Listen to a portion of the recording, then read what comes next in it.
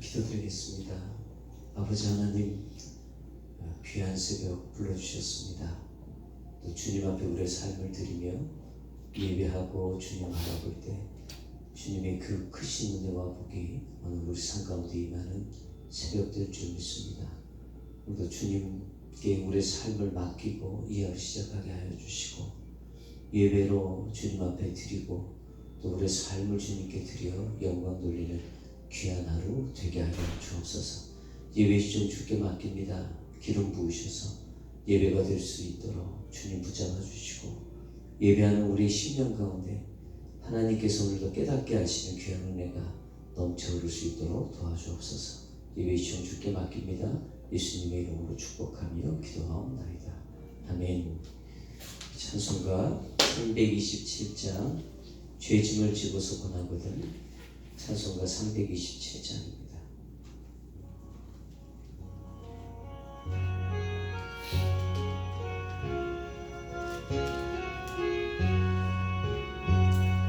죄짐을 지고서 권하거든 내 마음속에 주 영접하며 새 사람 되기를 원하거든 내 구주를 영접하라. 의심을 다 버리고 구주를 영접하라. 마음을 다 열어놓고 내 구주를 영접하라. 정결케 되기를 원하거든 내 마음속에 주 영접하며 생명수 마시기 원하거든 내 구주를 영접하라. 의심을 다 버리고 구주를 영접하라. 마음을 다 열어놓고 내 구주를 영접하라. 진실한 친구를 원하거든 내 마음속에 주 영접하며 내 맘의 평안을 원하거든 내 구주를 영접하라.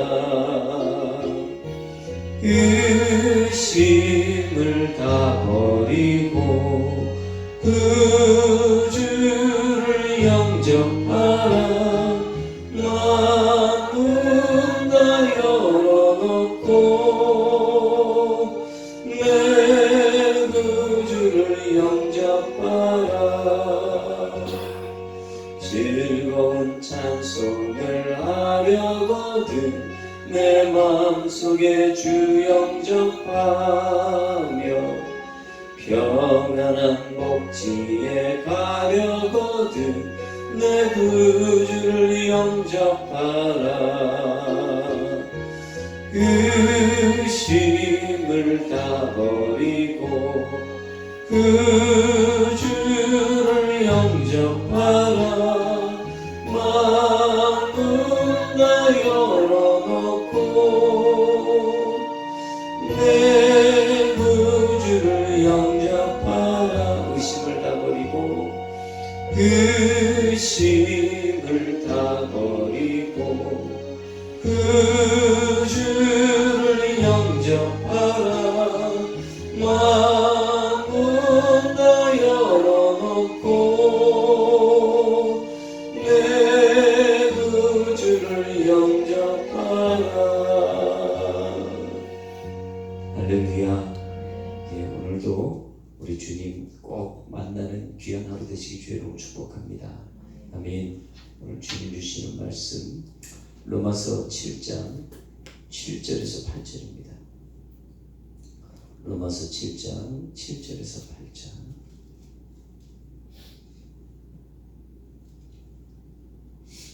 7절에서 8절까지 같이 있습니다. 그런즉 우리가 무슨 말하리요? 율법이 죄냐? 그럴 수 없느니라. 율법으로 말미암아 암지 않고는 내가 죄를 알지 못하였으니 곧 율법이 탐내지 말라 하지 아니하였다면 내가 탐심을 알지 못하였으리라. 그러나 죄가 기회를 타서 계명으로 말미암아 내 속에서 각양 탐심을 이루었나니 이는 법이 없으면 죄가 죽은 것임이니라. 아멘. 오늘 말씀 제목을 죄가 죄인 줄도 모르는 죄인이 우리입니다. 이렇게 한번 정해봤습니다. 한번 따라합니다. 죄가 죄인 줄도 모르는 죄인이 우리입니다.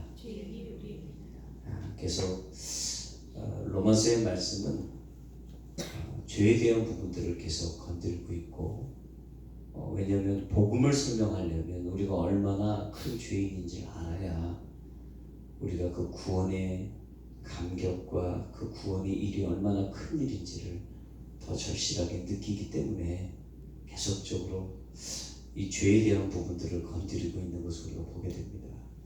어제도 제가 그런 얘기를 해드렸어요. 우리 육신에 대한 것들 참 관심이 많은데 영혼의 건강에 대해서 얼마나 관심을 갖고 살고 있느냐.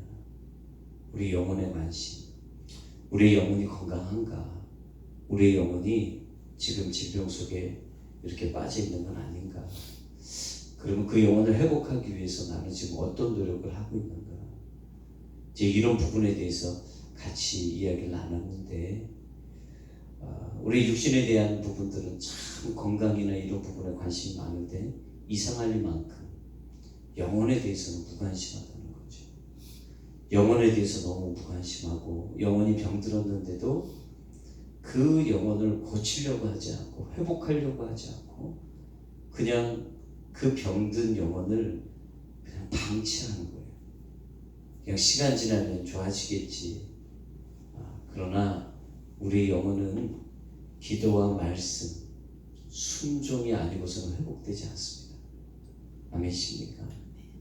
그래서 이 영혼이 건강하지 못할수록 우리에게 나타나는 특징이 있는데, 그 특징이 뭐냐면 죄에 대해서 무감각해진다는 거죠. 영혼이 건강할수록 죄에 대해서 민감해지고, 영혼이 건강하지 못할수록 죄에 대해서 무감각해진다. 여러분, 죄에 대해서 무감각해진다는 얘기가 뭐죠? 죄가 죄인 줄 모른다는 겁니다. 죄가 죄인 줄 모르고 산다. 그거예요. 하나님의 백성들을 하나님이 창조하시고 법을 주셨습니다. 왜 법을 주셨을까요? 기준이 필요한 거예요. 우리 교회 안에도 법이 있습니다. 그렇죠? 그리고 하나님의 말씀은 사실 법입니다. 왜요? 왜 그러면 율법을 우리에게 주셨을까? 왜 하나님의 말씀을 주셨을까? 여러분, 죄가 죄인 줄 모르고 사는 모습이 우리 모습이었거든요. 우리 옛사람은 죄가 죄인 줄 몰랐어요. 그래서 율법을 주신 이유는 바로 그 죄에 대해서 깨닫게 하시려고 기준을 주신 겁니다. 아멘. 그래서 우리에게 그 율법을 주신 거예요. 이게 죄인 줄 알아라. 이게 죄다. 이렇게 정해 주신 게 율법이라는 거예요. 근데 우리는 율법에 대해서 좀 부정적인 생각들을 갖고 있는 것 같습니다. 그 이유는 율법을 지켜서 구원받는 게 아니고, 또 예수를 믿으면 율법에 대해서 죽었고, 또 율법주의적인 신앙은 잘못된 신앙이고, 이런 말을 계속 듣다 보니까 율법 자체가 나쁜 것이라고 생각하는 경향이 있어요. 근데 여러분, 절대 아닙니다. 율법은 하나님이 만드신 겁니다. 아멘. 율법처럼 선한 게 없습니다. 왜요? 하나님이 선하시기 때문에 그 율법을 우리에게 주신 건 나쁜 걸 주신 게 아니에요. 율법은 하나님이 주신 하나님의 선한 뜻이에요. 아멘이십니까?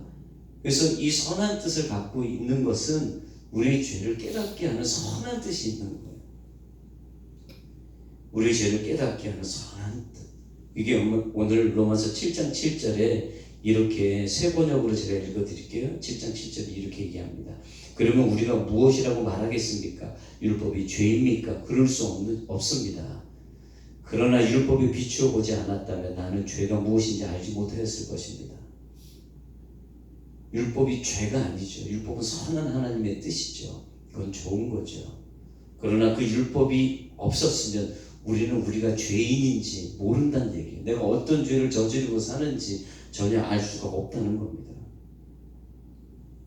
그래서 사도 바울은 이걸 강조하는 거예요. 율법이 아니었으면 우리가 죄가 무엇인지 알지 못하면서 살았을 것이다. 여러분 한번 생각해 보세요. 여러분 주변에 진짜 밥 먹듯이 죄를 저지르는데 자기가 그게 죄인지 모르고 사는 사람과 같이 산다고 생각해 보세요. 여러분 그런 사람과 혹시 교제하면서 살고 싶은 마음이 드십니까? 어떤 사람이 우리 집에 와놓은 물건을 가져가요. 근데 그냥 그것을 습관이라고 생각하는 거예요. 그냥 이게 죄인 줄 모르는 거예요. 여러분 그런 사람하고 오랫동안 교제할 수 있겠습니까? 이 사람 안에는 그 기준이 없는 거죠. 그냥 네 물건 내 물건 없는 거예요. 그냥 막 쓰는 거예요. 우리가 어떤 죄인인지 어떤 죄를 짓고 사는지 여러분 이건 스스로를 알아야 된다는 거예요. 사람들이 당신 죄인입니다. 당신은 정말 죄인 중에 괴수입니다. 이렇게 얘기를 하면 이렇게 얘기하시는 분들 많아요. 죄를 안 짓고 사는 사람이 누가 있습니까? 내가 이렇게 죄를 저질러도 제가 어느 정도는 알고 있습니다. 이렇게 얘기하시는 분 참 많거든요. 근데 사도 바울은 뭐라고 얘기를 하고 있냐면 우리가 죄를 짓고도 그게 무슨 죄인지 하나도 모른다는 거예요. 이게 우리의 옛사람이었다는 거죠. 여러분 파푸아뉴기니에서 그 원주민 선교를 30년을 했던 한 선교사님의 말씀을 이렇게 들어보니까 그가 섬겼던 그 원주민이 이렇게 부족 선교를 하셨던, 그러니까 지금 우리 김광현 선교사님과 같은 소속에 있는 그러한 부족 선교지에서 파송이 된 그런 분이셨어요. 근데 그분이 파푸아뉴기니의 식인종들, 진짜 사람을 먹는 사람들, 그런 그 원주민 안에 들어가서 30년을 사역을 하셨어요. 근데 맨 처음에 들어가셨을 때 깜짝 놀랐던 게 뭐냐면 이 사람들은 사람을 죽여도 그게 죄인 줄 몰라요. 그냥 도둑질을 해도 그게 하나도 죄인 줄 모르는 거예요. 왜냐하면 그렇게 살아왔고 그런 기준 자체가 말 안에 없는 겁니다. 그게 어떤 거냐면 누군가가 하나도 가르쳐 주지도 않았고 그런 기준을 세웠던 사람들이 아무도 없었던 거예요. 근데 이 선교사님이 가셔서 계속적으로 그런 부분에 대해서 알려주고 이것이 잘못됐다는 것을 계속 알려주면서 그리고 그들이 복음을 통해서 예수님을 만나면서 그들의 악습들이 하나씩 끊어지는 것을 보게 됐다는 거예요. 그리고 회개하고 잘못을 구하고 이런 모습들을 계속 보게 된다는 거죠. 여러분 누군가가 기준을 제대로 가르쳐주지 않으면 그게 나쁜 것인지 모르는 겁니다. 율법이 뭐냐? 주님이 우리가 살아왔던 하나님의 영광에 이르지 못했던 우리 옛사람의 모습, 이것이 잘못됐다는 것을 분명히 알려주시기 위해서 여러분 율법을 우리에게 먼저 주신 겁니다. 그래서 오늘 본문 7장 7절에 이렇게 얘기합니다. 율법에 탐내지 말아라 하지 않았다면 탐심이 그게 죄인 줄 우리는 몰랐을 것이다. 이렇게 얘기하는 거예요. 여러분 탐심이 죄예요. 근데 만약에 죄라면 여러분 이게 몇 년짜리 징역일까요? 우리는 사실 잘 몰라요. 그리고 여러분 세상 사람들은 탐심을 죄라고 하지 않아요. 우리나 이렇게 탐심이 죄라는 것을 우리는 알고 있지만 사실 세상 사람들은 탐심을 죄라고 하지 않아요. 탐심 때문에 일어난 도둑질이나 살인을 해야지 그게 죄라는 걸 알지. 그냥 그렇게 욕심을 품었다고 그게 죄일까? 근데 여러분 우리는 이게 왜 죄라고 느끼냐 하면 십계명에서 탐심은 죄라고 분명히 규정하고 있기 때문에 그래요. 출애굽기 20장 17절에 내 이웃의 집을 탐내지 말라. 내 이웃의 아내나 그의 남정이나 그의 여정이나 그의 소나 그의 낙이나 물은 내 이웃의 소유를 탐내지 말라. 탐내지 말라는 이 계명을 보고서야 탐심이 죄구나, 이것을 우리가 깨닫는 거죠. 이게 세상 사람들과 우리가 다른 거예요. 우리는 율법에서 규정한 것을 보면서 말씀이 우리 안에 들어오니까 이게 죄라는 걸 깨닫는 거죠. 이전에는 여러분, 말씀이 들어오기 전에는요, 남을 판단하고 남을 비판하는 거, 그게 죄인 줄 몰랐어요. 다른 사람들이 무언가 잘못했을 때 그 사람을 판단하는 것, 이거는 내가 의롭고 똑똑하다고 생각했던 어떤 행위들이었거든요. 근데 성경을 보면 로마서 2장 1절에 그러므로 남을 판단하는 사람아, 누구를 막론하고 내가 핑계치 못할 것은 남을 판단하는 것으로 내가 너를 정죄함이니 판단하는 내가 같은 일을 행함이니라. 하나님의 말씀은 그 판단이 정죄라는 거예요. 하나님 앞에 죄라는 거예요. 말씀이 들어오기 전에 몰랐어요. 내가 똑똑하니까 남의 실수들이 보이는구나. 내가 의로우니까 내가 이 사람들의 부족한 것들을 얘기해야 되는구나 라고 생각했던 거죠. 그러나 그것이 말씀이 들어오니까 이게 죄라는 게 깨달아지는 거예요. 아멘. 여러분, 말씀을 알기 전에 염려가 죄인 줄 몰랐어요. 세상 사람들 다 염려하고 사니까. 근데 여러분, 정말 불신자들에게 염려하는 게 죄입니다 라고 한번 말해보세요. 그러면 우리 다 정신병자 취급받을 거예요. 왜 염려가 죄입니까? 라고 얘기하면 성경이 그렇게 얘기하고 있거든요. 마태복음 6장 25절에 그러므로 내가 너희에게 이르노니 목숨을 위하여 무엇을 먹을까? 무엇을 마실까? 몸을 위하여 무엇을 입을까? 염려하지 말라. 목숨이 음식보다 중하지 아니하며 몸이 의복보다 중하지 아니하냐. 여러분, 하나님께서 우리에게 말씀해 주시지 않았다면 우리는요, 이 염려가 그냥 우리의 본능적인 건 줄 알고 우리 계속적으로 이것에 대해서 그냥 인정하고 허용하고 살아갔다는 얘기예요. 성경에서 거론하지 않았더라면요. 어떤 목사님이 계속 성도들에게 죄에 대한 설교를 하니까 우리 모두가 지옥 갈 죄인입니다 라고 얘기를 하니까 한 성도가 찾아왔답니다. 그리고 이렇게 질문했대요. 이렇게 말했답니다. 저는 제가 지옥에 갈 죄인이라는 것이 믿어지지 않습니다. 저는 모범적인 삶을 살았고 선행도 많이 했습니다. 그랬더니 목사님이 그 성도에게 누가복음 10장 27절 말씀을 펴보자고 얘기했대요. 누가복음 10장 27절의 말씀을 펴보니까 이런 말씀이 있었어요. 내 마음을 다하며 목숨을 다하며 힘을 다하며 뜻을 다하여 주 너의 하나님을 사랑하고 또한 내 이웃을 내 자신과 같이 사랑하라. 그러면서 이런 말씀을 해줬어요. 성도님, 누가복음 10장 27절이 하나님이 주신 모든 율법의 요약입니다. 성도님, 하나님을 목숨을 다해 사랑하셨습니까? 성도님, 이웃을 자기 자신처럼 사랑하셨습니까? 그랬더니 교인이 대답을 못하는 거예요.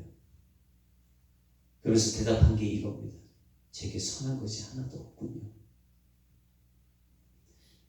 여러분, 율법은 우리의 양심을 건드려요. 우리의 신앙을 깨워주는 겁니다. 그래서 여러분, 율법이 없으면 우리가 지금 잘 가고 있는지 잘못 가고 있는지 이걸 구분할 수가 없는 거예요.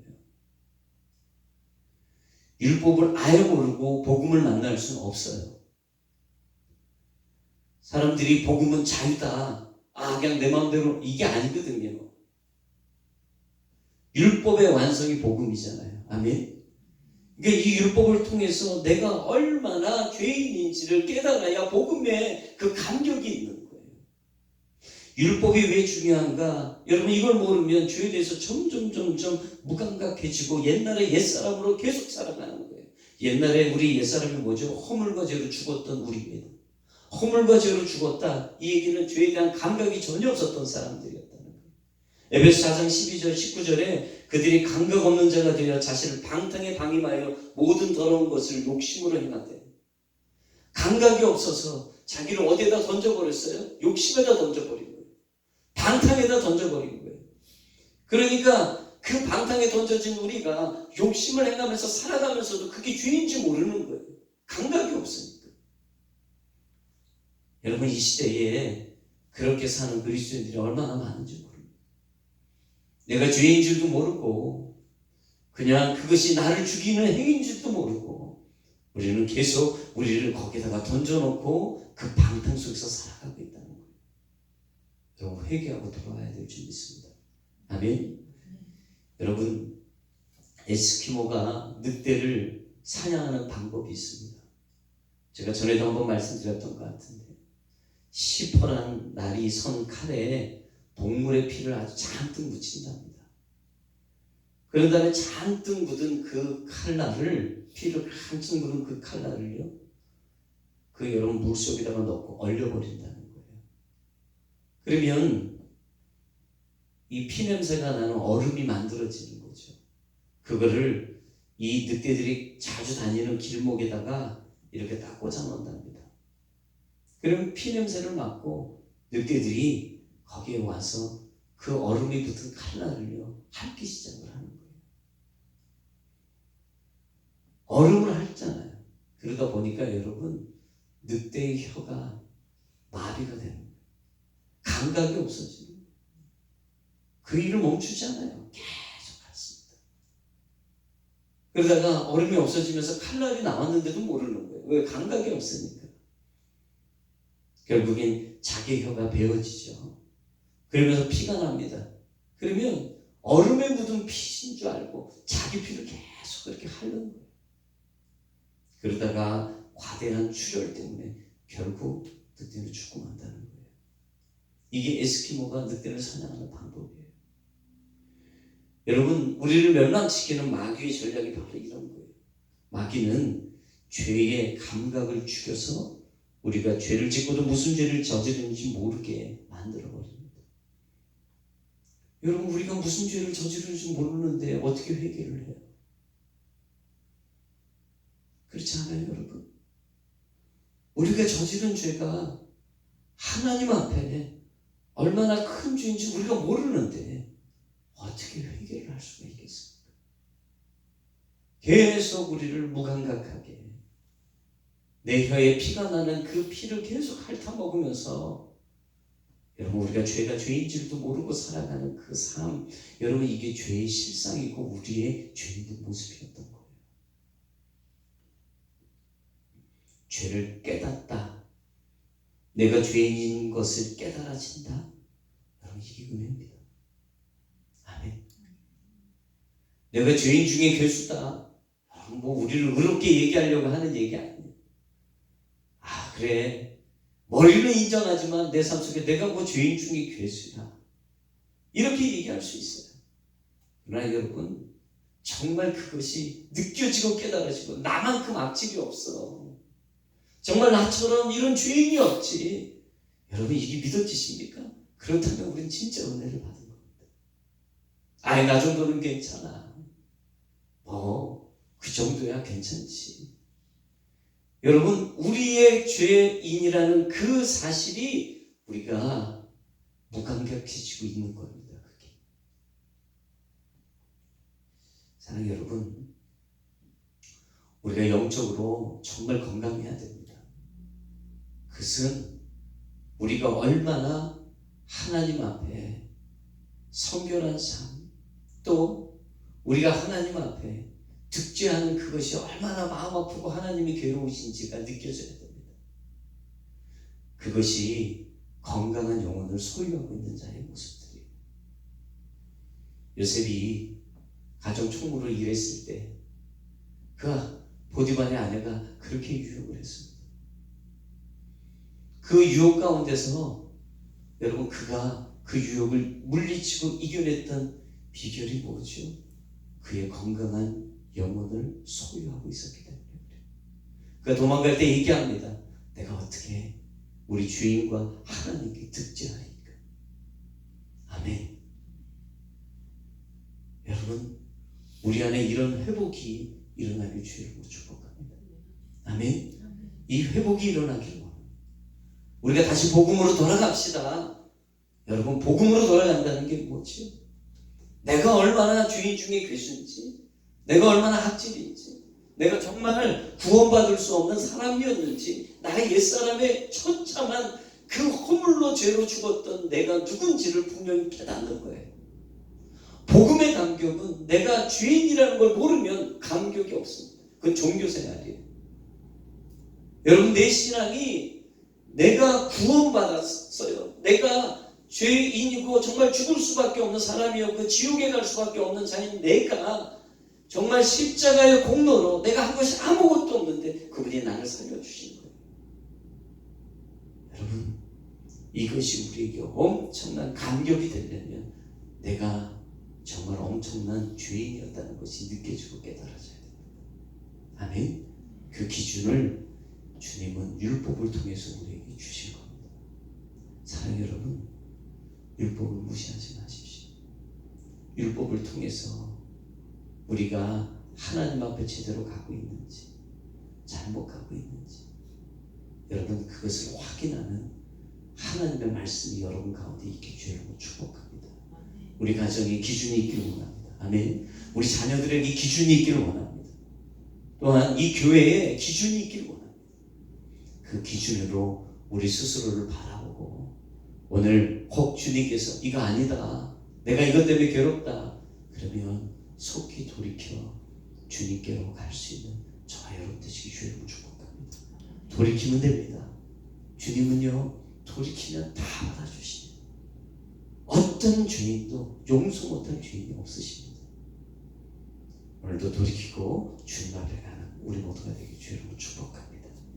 찬송가 332장 찬양하겠습니다.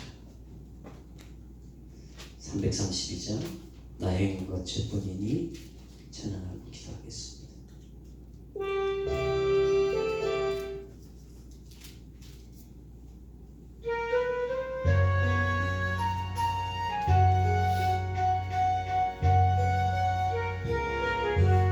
나의 한 것 죄뿐이니 주 예수께 비옵기는 나의 몸과 나의 맘을 깨끗하게 하옵소서. 물 가지고 날 씻든지 불 가지고 데우든지 내 암과 밥 다 닦으사 내 모든 죄 멸하소서.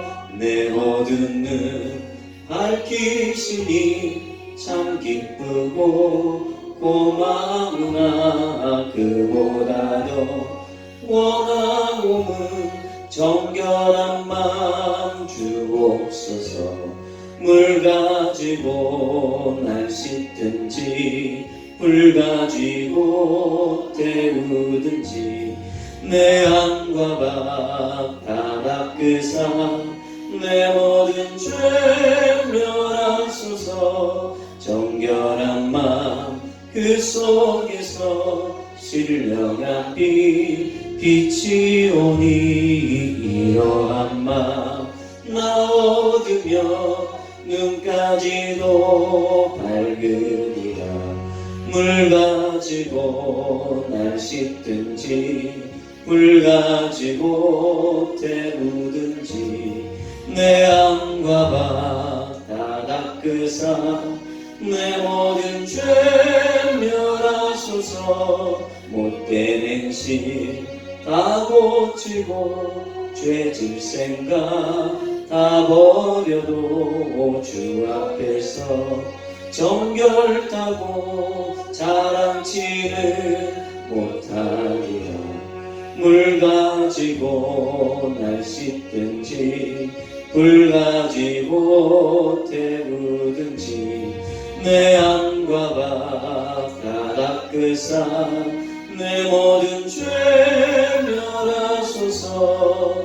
기도하겠습니다. 아버지 하나님, 귀한 새벽 불러주시고 우리의 영혼의 건강을 또 우리 영혼의 질병을 이 시간 이렇게 체크할 수 있도록 인도해 주셔서 감사를 드립니다. 더 건강한 영혼을 소유하길 원합니다. 죄에 대해서 더 민감한 자가 되길 원합니다. 아버지 하나님, 우리가 얼마나 죄인인지 깨닫기를 원합니다.